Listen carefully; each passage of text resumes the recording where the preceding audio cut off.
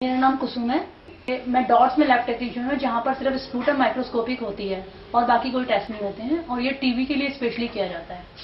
यहाँ पर टीबी की मेडिसिन खिलाई जाती है। जैसे टीबी में क्या होता है, सबसे पहले तो वेट लॉस होता जाता है, बुखार उतरता नहीं है, शाम को फीवर और चढ़ जाता है, बहुत थकान रहती है और फीवर नहीं उतरता तब वो दिखाते कि हमें क्या प्रॉब्लम है। दो प्रकार से टीबी होती है, एक होती है पल्मोनरी, एक होती है एक्स्ट्रा पल्मोनरी।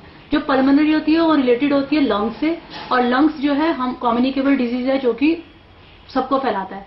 और एक होती है ईपी यानी कि एक्स्ट्रा पल्मोनरी, जो कि लंग्स की नहीं होती और बॉडी में किसी की भी हो सकती है, आईज की, नोज की, ईयर की, लिप्स की, लंग्स की, थ्रॉड की। यहाँ पर डॉक्टर्स जो रेफर्ड फॉर्म भेजते हैं उसी को ही हम लोग एक्सेप्ट करते हैं, अदरवाइज किसी को नहीं करते। ठीक है, जैसे पेशेंट आता है हमारे पास, वो लोग खुद कैटेगराइजेशन करते हैं, कैट 2 में पेशेंट है, कैट 1 में है।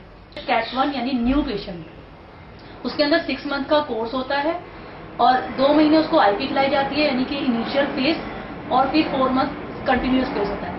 और हर 2-2 महीने बाद उसकी स्पूटम की जांच होती है, बलगम की जांच। इनका स्पूटम की जांच करनी है तो जैसे ये आए हैं, इसके ऊपर हम जैसे नंबर दिया जाता है, इनको ऐसे हम नंबर दे देते हैं। इसमें मैं इसमें रखवा लेती हूँ ढक्कन बंद वाले में, और फिर ये स्लाइड्स होती है, इसके ऊपर हम स्मीयर बनाते हैं।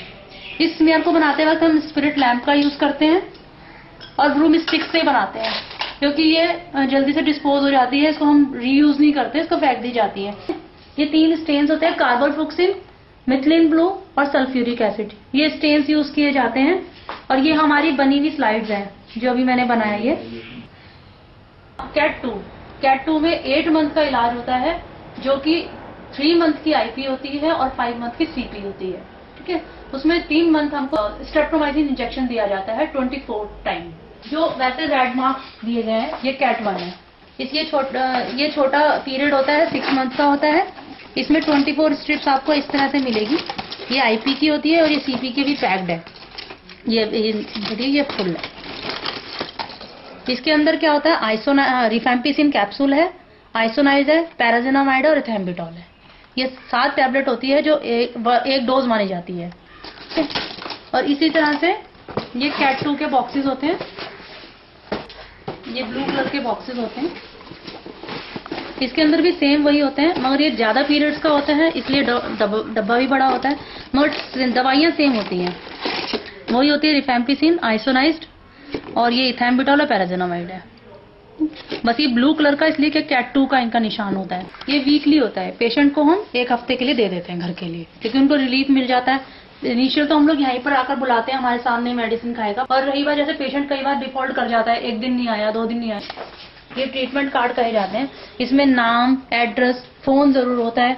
हम लोग पहले फोन पे कांटेक्ट करते हैं, आपको कोई प्रॉब्लम तो नहीं हो गई, जैसे कुछ भी हो सकता है, तो वो कहते हैं हम नेक्स्ट डे आ जाएंगे। अगर बाय द वे कोई नहीं आता तो हमारी ड्यूटी बनती है कि हम वहां जाके खिलाएं, और साथ साथ उनके परिवार को बचाने के लिए भी हम लोग उनको सावधानी देते रहते हैं कि इधर उधर मत थूको, खांसते छींकते वक्त ज्यादा बढ़ती है, मुंह पे कपड़ा रखो, एक टीन का डब्बा रखो जिसके अंदर फिनॉइल डालो और स्पूटम उसके अंदर ही करो, और फिर रात को सोते वक्त उसको जलाओ। और पेशेंट को कहा जाता है बंद कमरे में नहीं। पहले जमाने में क्या होता था, लोग कहते थे टीवी हो गया बंद कर दो, इसको घर से बाहर मत निकालो, दूसरों का नहीं। अब ऐसा नहीं है, बिल्कुल चेंजेस आ गई है।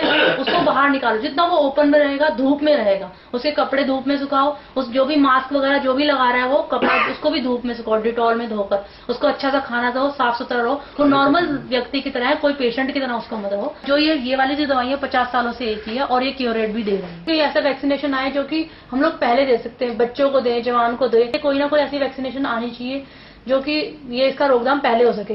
बीसीजी जो थी, बीसीजी पहले लगाया जाता था, बचपन में बीसीजी लगाया जाता, उसके बाद कोई ऐसे टीबी के लिए नहीं बना आज तक वैक्सीनेशन होना चाहिए, ये बहुत जरूरी है, क्योंकि टीबी जिस तरह से फैल रहा है और एमडीआर के केसेस भी आने लगे। एमडीआर होता है मल्टी ड्रग्स रेजिस्टेंस, जो कि हमारी कैट 1 और कैट 2 की दवाइयां उनको शूट नहीं करती, तब वो एमडीआर में कन्वर्ट हो जाता है और उनके लिए और लंबी दवाइयां चलती है, जो 2.5 साल का 2 से 2.5 साल का इलाज होता है, और उसमें कैनामाइसिन 90 इंजेक्शन उनको लगाने पड़ते हैं।